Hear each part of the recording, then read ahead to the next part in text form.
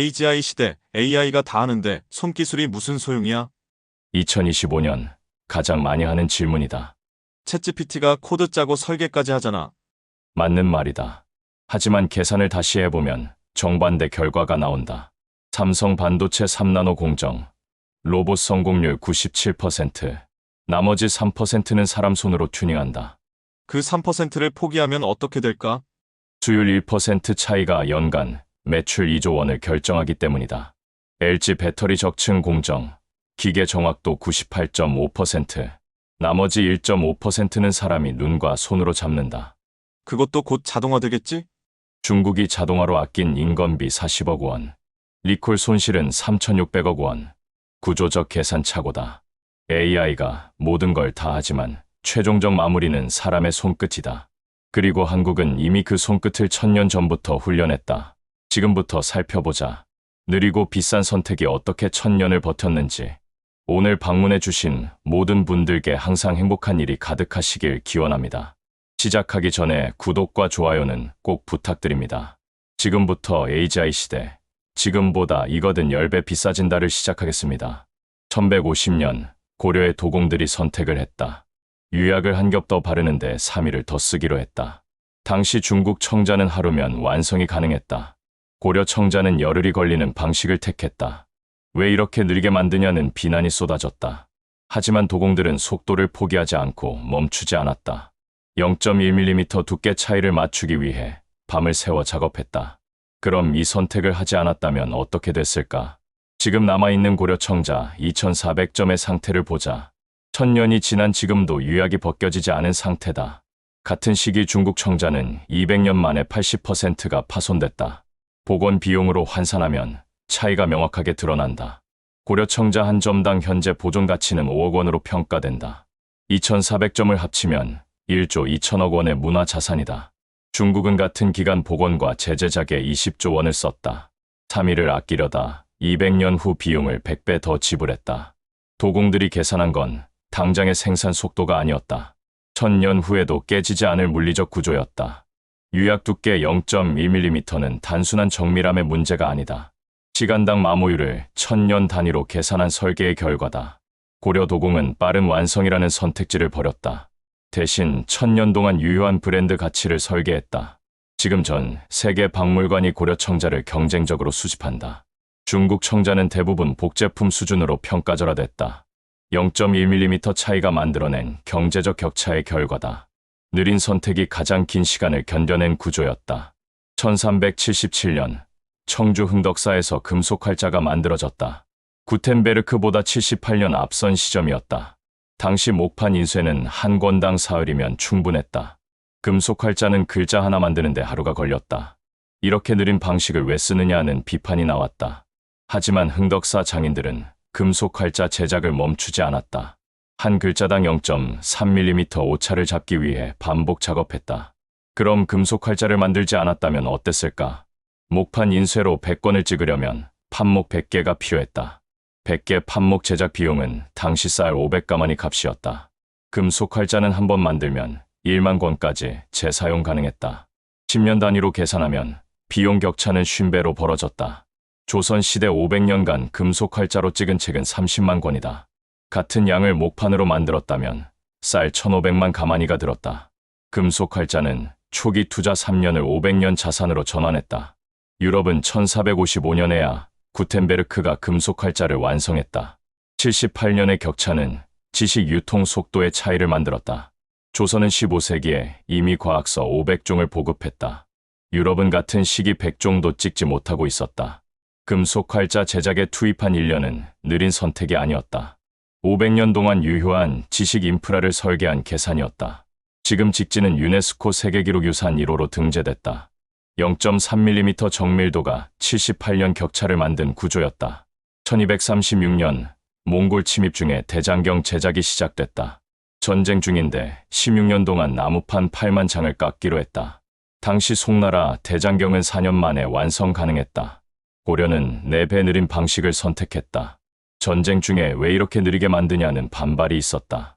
하지만 장인들은 한 글자당 칼질 횟수를 줄이지 않았다. 나무 결을 읽고 습도를 계산해 판목을 3년 건조시켰다. 그럼 송나라 방식으로 4년 만에 끝냈다면 어땠을까? 송나라 대장경은 완성 50년 후 뒤틀림이 시작됐다.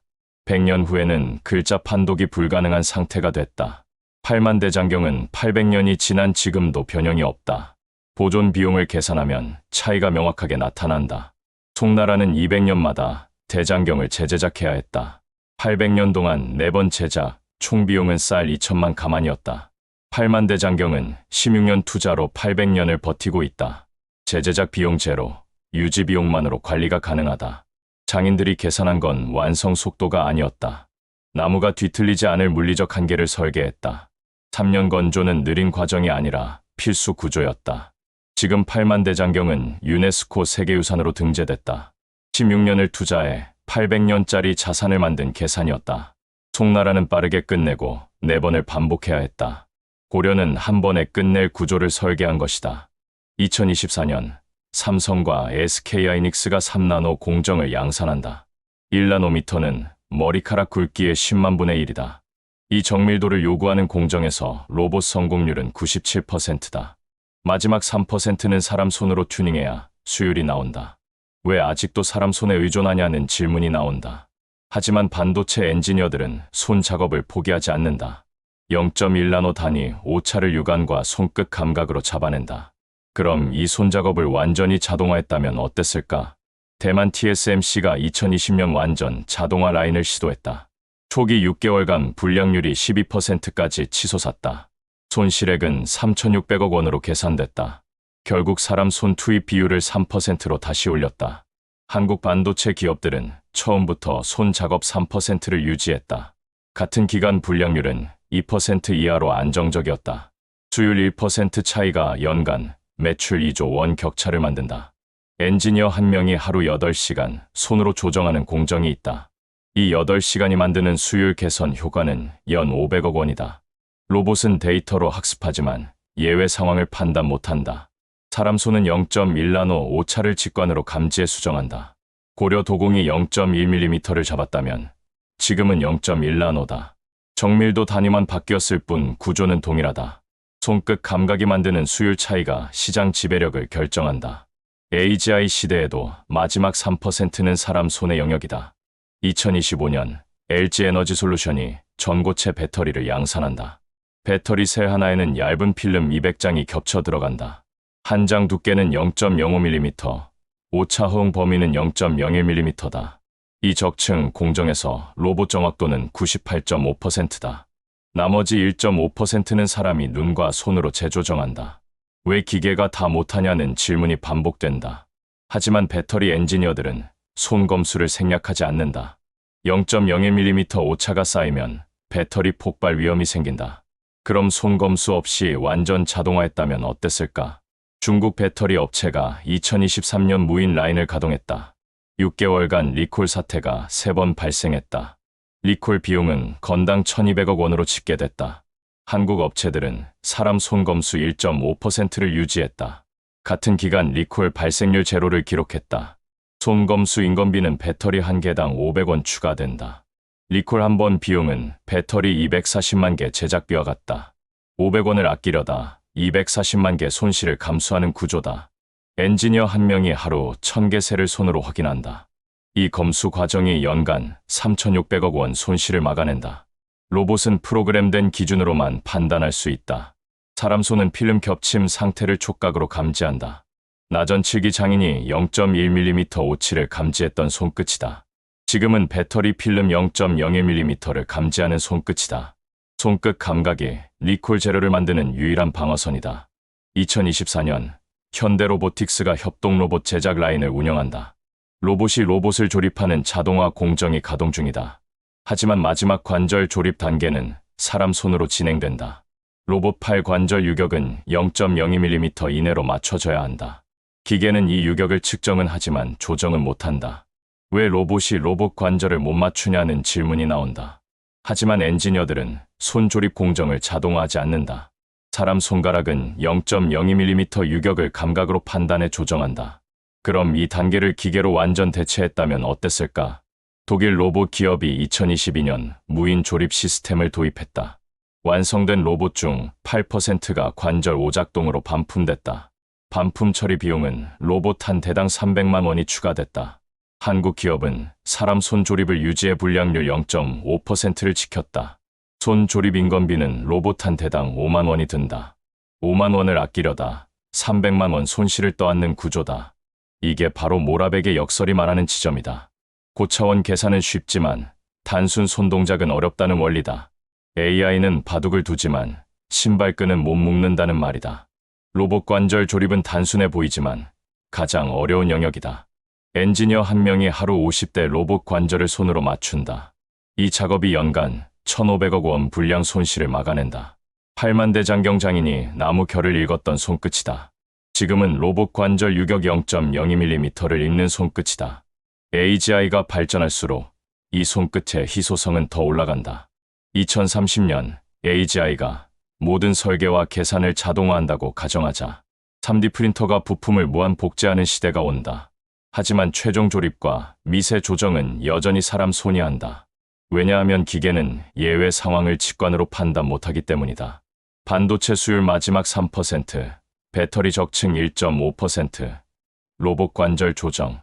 이 영역들은 AGI 시대에도 자동화되지 않는다. 그럼 결국 기계가 사람을 대체하는 거 아니냐는 반론이 나온다. 하지만 계산을 다시 해보면 정반대 결과가 나온다. AGI가 설계 인력 100만 명을 대체한다고 가정하자. 하지만 손끝 조정 인력 10만 명은 대체 불가능하다. 공급이 줄면 가격은 오른다는 게 경제학 기본 원리다.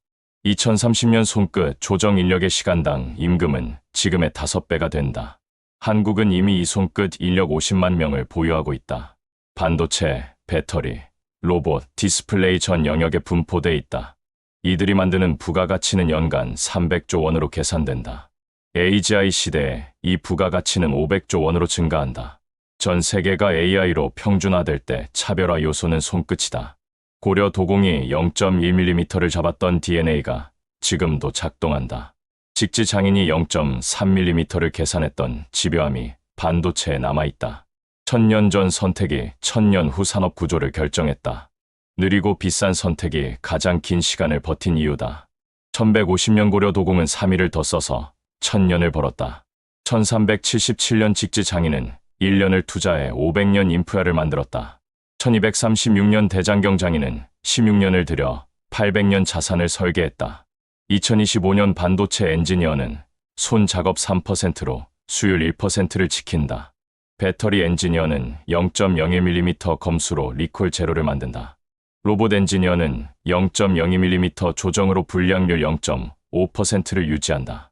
구조는 1000년 전이나 지금이나 동일하다. 당장 느리고 비싸 보이는 선택이 가장 긴 시간을 버틴다. AGI가 모든 계산을 대체할 때 마지막 남는 건 손끝이다. 한국은 이미 이 손끝 인력 50만 명을 보유하고 있다. 연간 300조 원 부가가치를 만드는 인적 자산이다. 2030년 이 부가가치는 500조 원으로 증가한다. 전 세계가 AI로 평준화될 때 격차는 손끝에서 난다. 고려청자 0.1mm, 직지 0.3mm, 반도체 0.1나노. 단위만 바뀌었을 뿐 DNA는 계승됐다. 1000년 전 장인이 계산한 구조가 지금도 작동한다. 느린 선택이 가장 확실한 승리를 만드는 이유다. 기계가 흔해질수록 손끝 값은 오른다는 계산이다. 이건 감동이 아니라 경제 구조의 표현이다. 한국이 보유한 건 기술이 아니라 시간을 이기는 설계다. 오늘 이야기는 여기까지입니다. 여러분이 보시기에 세계가 가장 두려워할 한국의 힘은 무엇인가요? 댓글에 국뽕 충전이라고 남겨주시고 지금 어디서 듣고 계신지도 알려주세요.